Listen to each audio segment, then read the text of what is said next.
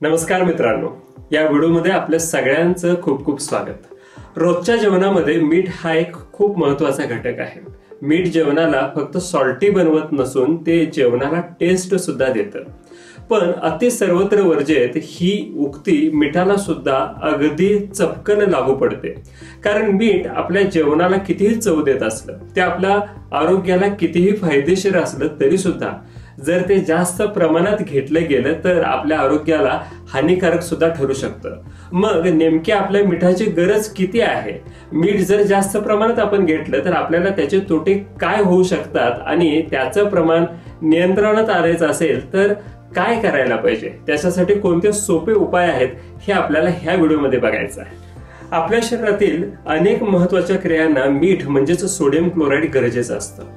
शरीरातील पाण्याचं प्रमाण संतुलित ठेवण्याकरता, आपल्या स्नायूंचं कार्य सुरळीत चालण्याकरता, त्याचबरोबर मज्जासंस्थेमध्ये संदेशांचं आदान प्रदान व्यवस्थित होण्याकरता मीठ लागतं। तसंच आपला बीपी सुद्धा योग्य पातळीवरती राहील ह्याची काळजी घेण्यासाठी सुद्धा मिठाचीच गरज असते। गेल्या अनेक वर्षांच्या पासून भरपूर संशोधन झालेले आहेत आणि त्याच्यातून असं लक्षात आलंय की मीठ जर शरीरामध्ये अतिरिक्त व्हायला लागलं तर त्याच्यातून अनेक आजार सुद्धा होऊ शकतात आणि त्याच्यापैकी सगळ्यात महत्त्वाचा धोका असतो रक्तदाब वाढण्यामध्ये। कारण जर मीठ जास्त प्रमाणात आपल्या शरीरामध्ये साचायला लागलं तर किडनी वाटे जे नको असलेलं पाणी शरीरातून बाहेर काढण्याची प्रक्रिया चालू असते, त्याच्यामध्ये अडथळा येतो। मग हे पाणी आपल्या शरीरामध्ये जास्त प्रमाणात साचायला लागतं आणि ह्याच्यातूनच हृदयावरचा ताण वाढतो आणि रक्तदाब सुद्धा वाढायला लागतो। आता मिठाच्या ह्याच प्रॉपर्टीचा उपयोग जुलाबाच्या रुग्णांच्या मध्ये चांगल्या रीतीने केला जातो। कारण ज्या वेळेला जुलाब खूप होतात आणि शरीरातलं पाणी बऱ्याच प्रमाणात बाहेर जायला लागतं, त्यावेळेला साखर, मीठ आणि पाणी ह्यांचं मिश्रण घेतलं तर ह्या मिठामुळे शरीरातलं बाहेर जाणारं पाणी नियंत्रणात राहतं आणि अशा रुग्णांचा बीपी जास्त खाली येण्यापासून सुद्धा टळतो। त्याचबरोबर मिठाचं प्रमाण जास्त झालं की हृदरोगाची शक्यता असते। मेंदूमध्ये रक्तस्राव म्हणजेच स्ट्रोक येण्याची शक्यता सुद्धा अतिरिक्त मिठामुळे होते। अनेक संशोधनामध्ये असं दिसून आलंय की मिठामुळे किडनीवरती लोड वाढल्यामुळे किडनी डॅमेजेस होतात, त्याचबरोबर लिव्हर डॅमेजेस सुद्धा होऊ शकतं। तसंच आजकालच्या अनेक संशोधनांनी सांगितलंय की जेवढं मीठ आपल्या शरीरामध्ये जास्त असतं तेवढं ते मीठ आपल्या हाडांची झीज करण्यासाठी कारणीभूत असतं। त्याच्यामुळे बोन डेन्सिटी सुद्धा कमी व्हायला लागते। तसंच अलीकडे असंही लक्षात आलंय की अतिरिक्त मीठ मल्टिपल स्क्लेरोसिस करू शकतं। काही केसेसमध्ये तर अतिरिक्त मिठामुळे स्टमक कॅन्सर सुद्धा होण्याच्या घटना घडलेल्या आहेत।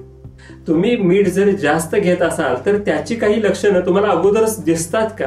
तर नक्कीच दिसतात। ते कोणते आहेत ते सुद्धा बघूयात। जर तुम्हाला घशाला कोरड पडत असेल, वारंवार तहान लागत असेल, अंगावरती सूज येत असेल, वारंवार लघवीला होत असेल, अनेक वेळेला छातीत धडधडल्यासारखं वाटत असेल, डोकं दुखत असेल, झोप शांत लागत नसेल किंवा सकाळी उठल्यानंतर अगदी हलकं किंवा फ्रेश वाटत नसेल, त्याचबरोबर वजन अचानक कमी किंवा अचानक जास्त होत असेल तर ही सगळी लक्षणं अतिरिक्त मीठ घेण्याची आहेत। जेवणाच्या प्रत्येक टेबलवरती आणि प्रत्येक किचनमध्ये आपल्याला मीठ हमखास दिसतं आणि हे आत्ताच नव्हे तर खूप प्राचीन काळापासून असं चालत आलेलं आहे। अगदी अगोदरच्या काळामध्ये मानवी वस्ती कुठं निर्माण करायची ह्याच्यासाठीची जागा ठरवली जायची, त्याच्यामध्ये सुद्धा जिथं मीठ सहज उपलब्ध होतं त्या जागेला प्राधान्य दिलं जायचं। अगदी रोमन साम्राज्यामध्ये सुद्धा मिठाला खूप महत्त्व होतं। त्या काळी रोमन सैनिकांना जे वेतन दिलं जायचं ते सुद्धा मिठाच्या स्वरूपात दिलं जायचं। लॅटिनमध्येच मिठाला साल असं म्हटलं जातं आणि म्हणूनच तिथून पुढे वेतनाला सॅलरी हा शब्द सुद्धा रूढ झाला। एवढंच नव्हे तर शास्त्रज्ञांना उत्खननामध्ये 8000 वर्षापूर्वीचा सॉल्ट शेकर सुद्धा सापडलेला आहे। ह्या सगळ्या घटनांच्यावरून आपल्या असं लक्षात येतं की अतिरिक्त मिठाची सवय माणसाला आत्ताच नव्हे तर खूप पूर्वीपासून आहे। पण नंतर जशी संशोधन व्हायला लागली तसं लक्षात आलं की ह्या मिठाचे दुष्परिणाम सुद्धा अनेक आहेत। युरोपियन हार्ट जर्नलने तर असं सांगितलंय की जे लोक मीठ जास्त घेतात त्यांच्यामध्ये अकाली मृत्यूचा धोका हा तब्बल 28% जास्त आहे। आयुर्वेदामध्ये मिठाला लवण असं म्हटलंय आणि त्याच्यामुळे वात दोष कमी होतो असंही सांगितलंय। आणि म्हणूनच पोटामध्ये जर वायू साचला असेल, गॅसेस झाले असतील तर मीठ दिलं की हा त्रास त्वरित कमी होतो आणि वाताची जी दुखणे असतात म्हणजेच सांधेदुखी असते त्याच्यामुळे मिठाच्या पुरचुंडीने शेकलं तर लगेच बरं सुद्धा वाटतं। पण तिथंच पुढे असंही सांगितलंय की ह्याच मिठाचं प्रमाण जर जास्त झालं तर शरीरातली उष्णता वाढते, पित्ताचा दोष वाढायला लागतो, त्वचा विकार होण्याची शक्यता वाढते, डोक्यामध्ये चाई उठायला लागते, अंगाला खाज उठायला लागते आणि अंगावरती सूज सुद्धा येऊ शकते। आता आपल्यापैकी अनेकांना गैरसमज असतो की आपण वरून मीठ जास्त घेत नाही, मग आपलं मिठाचं सेवन हे नक्कीच अगदी नियंत्रणात असेल। पण मित्रांनो, आपण जेवढं मीठ आपल्या शरीरामध्ये घेत असतो त्याच्यापैकी 75% मीठ हे लपून आपल्या शरीरात प्रवेश करतं। ह्यालाच हिडन सॉल्ट किंवा इनडायरेक्ट सॉल्ट असं म्हटलं जातं। आपण अनेक पदार्थ खात असतो, ते बऱ्याच वेळेला खारट नसतात सुद्धा, पण त्याच्यामध्ये मिठाचा अंश बऱ्याचदा आढळतो। अगदी ब्रेडच्या स्लाइसच उदाहरण घ्या, एका स्लाइस मधून आपल्याला तब्बल 100 ते 200 mg एवढं मीठ आपल्या शरीरामध्ये येतं। त्याचबरोबर बिस्किट आहे, नमकीन, पापड, लोणचं, सॉस, केचप, त्याचबरोबर अनेक फ्रोजन फूड, फ्रोजन मटार, फ्रोजन फिश ह्याच्यामधून सुद्धा मीठ आपल्या शरीरामध्ये जातं। तसंच अनेक रेडी टू ईट पदार्थ आपण खात असतो, जसं की मॅगी आहे, पास्ता आहे, रेडी सूप्स आहेत, ह्याच्यातून सुद्धा खूप अतिरिक्त मीठ आपल्या शरीरामध्ये जात राहतं आणि हे आपल्या लक्षात सुद्धा येत नाही। आता मिठाच्या प्रमाणाबद्दल सुद्धा एक मोठा गैरसमज अनेकदा आपल्याला दिसतो। आपल्याला असं वाटतं की जसं आपलं वय वाढत जाईल तसं तसं आपण मिठाचा इंटेक कमी करायला पाहिजे, थोडीशी काळजी घ्यायला पाहिजे आणि लहान मुलांच्या मध्ये जरासं मीठ जास्त असलं तरी सुद्धा ते चालून जातं। पण अगदी नेमकं ह्याच्या उलट असतं। ह्याच्यासाठी आपण WHO जर गाईडलाईन्स बघितल्या तर त्याच्यामध्ये असं सांगितलंय की लहान मुलांच्या मध्ये किडनी डेव्हलपमेंट चांगली झालेली नसते आणि त्यामुळे अशांच्या मध्ये मिठाचं प्रमाण हे खूप कमी असायला पाहिजे। त्यांनी त्याच्यासाठी वयानुसार मिठाचं प्रमाण किती असायला पाहिजे हे सुद्धा सांगितलंय। ते असं सांगतात की 1 वर्षापर्यंतच्या बाळाला दिवसाकाठी जास्तीत जास्त 1 ग्रॅम मीठ चालू शकतं। 1 ते 3 वर्षांच्या मध्ये हेच प्रमाण 2 ग्रॅम इतकं असतं। 3 ते 6 वर्षांच्या मुलाला हे प्रमाण 4 ग्रॅम एवढं असू शकतं। त्याचबरोबर 7 ते 10 वर्षाच्या मुलामध्ये जास्तीत जास्त तुम्ही 5 ग्रॅम मीठ देऊ शकता आणि 10 वर्षांनंतरचे जे सगळे मुलं असतात किंवा प्रौढ व्यक्ती असतात ह्यांच्यामध्ये तुम्ही जास्तीत जास्त 5 ते 6 ग्रॅम मीठ एका दिवसाला देऊ शकता। या 5 ते 6 ग्रॅम मध्ये फक्त आपण वरून घेतलेलंच मीठ येतं असं नव्हे, तर आपल्याला प्रत्येक पदार्थांच्या मधून जे इनडायरेक्ट हिडन सॉल्ट मिळत असतं ते सुद्धा ह्याच्यामध्ये इन्क्लूड केलेलं आहे। आणि मग तुमच्या लक्षात येईल की दिवसाकाठी फक्त 5 ते 6 ग्रॅम एवढ्यामध्ये जर तुम्हाला मिठाचं कंझम्पशन ठेवायचं असेल तर ते खूप अवघड आहे आणि त्याच्यासाठी तुम्ही जे वरून मीठ घेताय ते फक्त 1.5 ग्रॅम एवढंच मर्यादित जर तुम्ही ठेवलं तर तुम्ही हे प्रमाण 5 ते 6 ग्रॅमच्या आतमध्ये ठेवू शकता।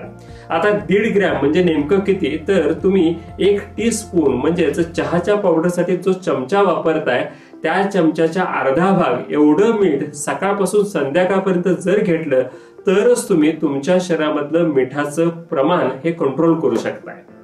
आणखी एक संशोधन असं झालंय आणि त्याच्यामध्ये ॲव्हरेज भारतीय व्यक्ती किती मीठ घेतो दिवसाला हे ज्यावेळेला शोधलं त्यावेळेला असं लक्षात आलं की प्रत्येक भारतीय व्यक्ती हा जवळपास 8 ते 10 ग्रॅम एवढं मीठ दिवसाला घेत असतो। आणि मित्रांनो, आपल्या गरजेपेक्षा हा आकडा जवळपास दुप्पट आहे आणि म्हणूनच आपल्या लक्षात येईल की आपल्या प्रत्येकालाच आपल्या मिठाच्या इंटेकवरती कंट्रोल करणे खूप गरजेचं आहे। आता तुम्ही म्हणाल की जर प्रत्येकालाच मीठ नियंत्रणात आणणं गरजेचं आहे तर त्याच्यासाठी बॅनर्स लावूयात, लोकांच्या मध्ये जनजागृती करूया।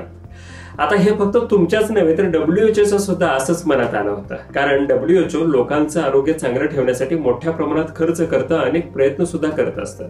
त्यांच्या असं लक्षात आलं की जर प्रत्येकानं मिठाचं प्रमाण जर थोडं कमी केलं तर त्यांच्या खर्चामध्ये डायरेक्ट अर्धी बचत होऊ शकते। मग त्याने अनेक कॅम्पेन सुरू केले, खाद्यपदार्थांच्या उत्पादनामध्ये जे मीठ वापरलं जातं त्याच्यावरती नियंत्रण आणलं। त्याचबरोबर प्रत्येक प्रॉडक्टला सांगण्यात आलं की तुम्ही किती मीठ वापरताय ते त्याच्यावरती लेबलमध्ये लिहा। अनेक शाळा, कॉलेजेस, हॉस्पिटल्स ह्यांच्यामध्ये सुद्धा अवेअरनेस कॅम्पेन सुद्धा घेण्यात आले, पण ह्याच्यातून खूप काही मोठा फरक मात्र पडला नाही। त्यावरतीच डॉक्टर कॅपेचिनोनी सुद्धा असं म्हटलं की तुम्ही लोकांना मिठाबद्दल कितीही जागृत करण्याचा प्रयत्न केला तरी सुद्धा ते त्यांच्या जिभेसमोर लगेच हतबल होतात आणि पुन्हा आहे तसं मीठ खायला सुरुवात करतात। मग ह्या मिठाला नियंत्रणात आणायचं कसं, त्याचे काही सोपे उपाय आहेत, ते सुद्धा आपण आत्ताच बघूया।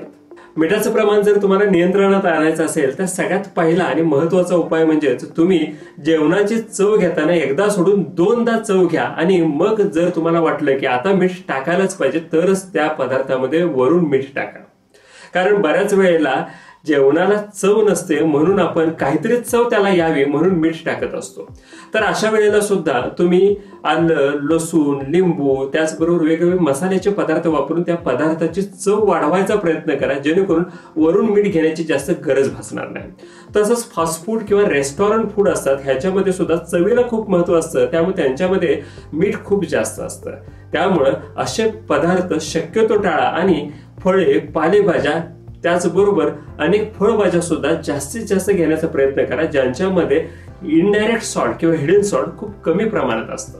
खरं म्हणजे मिठाचं प्रमाण कमी ठेवण्यासाठीची सवय ही लहानपणापासूनच लागायला पाहिजे, म्हणजेच नंतर जाऊन खूप मीठ घेण्याची जास्त इच्छा होत नाही. त्याचबरोबर ज्या लोकांना झोप खूप कमी असते त्यांच्यामध्ये सुद्धा मीठ घेण्याची इच्छा जास्त असते हे दिसून आलेलं आहे.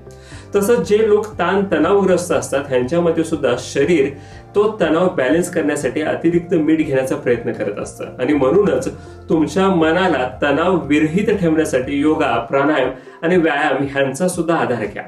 जर समजा तुम्हाला तुमचं मीठ आणखी कंट्रोल करायचं असेल तर आठवड्यातून निदान एक दिवस नो सॉल्ट डे साजरा करा, म्हणजेच एक दिवस वरून मीठ घेऊ नका. कारण इनडायरेक्ट मीठ जे आपल्याला येत असतं ते तर आपण थांबवू शकत नाही, पण जर आपण डायरेक्ट मीठ थांबवलं तर आपण आठवड्यातल्या इतर दिवशी थोडंफार मीठ जास्त घेतलं असलं तरी सुद्धा ते बॅलन्स होऊन जातं आणि मग मिठाचं एकूण इंटेक हा कंट्रोलमध्ये राहतो. मिठाचं एक आणखी वैशिष्ट्य सुद्धा आहे की जिकडं पाणी जातं तिकडं मीठ जातं आणि म्हणूनच तुम्हाला जर तुमच्या शरीरातलं मीठ कंट्रोलमध्ये ठेवायचं असेल तर पाण्याचा जास्तीत जास्त निचरा होईल ह्याच्याकडे लक्ष द्यायला पाहिजे. त्याच्यासाठी समुद्र कासवाचं सुद्धा एक उदाहरण देतो, कारण समुद्री कासव सुद्धा आपल्या शरीरामध्ये मीठ जर जास्त झालं तर सरळ रडायला सुरुवात करतं आणि अश्रूंना तर वाट मोकळी करून देतच, त्याच्याच बरोबर मिठाला सुद्धा रस्ता करून देतं. आता आपल्याला मात्र रडायचं नाही आहे, पण आपण सुद्धा भरपूर व्यायाम करून घाम गाळून आपल्या शरीरातलं अतिरिक्त मीठ बाहेर काढू शकतो आणि शरीरातल्या मिठाचं प्रमाण नियंत्रणात ठेवू शकतो. एवढे सगळे प्रयत्न करून सुद्धा जर तुम्हाला मीठ घेण्याची तीव्र इच्छा होत असेल तर एक तर तुम्हाला सोडियम डेफिशियन्सी असेल किंवा ऍडिसन डिसीज सारखा एखादा हार्मोनल आजार असेल किंवा तुम्हाला इमोशनल डिस्ट्रेस सुद्धा होत असेल, मग अशा वेळेला जास्त वेळ न घालवता वैद्यकीय सल्ला घ्या आणि असे आजार तुम्हाला तर नाहीत ना ह्याची खात्री करून घ्या. एव्हाना तुमच्या लक्षात आलं असेल की मीठ अजिबात वाईट नाही, पण जर त्याचं प्रमाण जास्त झालं तर मात्र ते आपल्या आरोग्याचं शत्रू ठरतं आणि म्हणूनच तुमच्या शरीरातलं मीठ कमी करण्यासाठी तुमच्या जिभेवर नियंत्रण आणणं खूप गरजेचं आहे. मित्रांनो, ह्या व्हिडिओमध्ये मी इथंच थांबतोय, पण जर तुम्हाला ह्या व्हिडिओचा कंटेंट खरंच माहितीपूर्ण वाटला असेल तर व्हिडिओला लाईक करा. ज्या लोकांच्या समोर ताट आल्यानंतर त्या ताटामध्ये चव न बघताच ते मीठ टाकतात अशा लोकांच्या पर्यंत हा व्हिडिओ नक्की शेअर करा आणि चॅनलला सबस्क्राईब करायला विसरू नका. पुढच्या व्हिडिओमध्ये पुन्हा भेटूयात. धन्यवाद.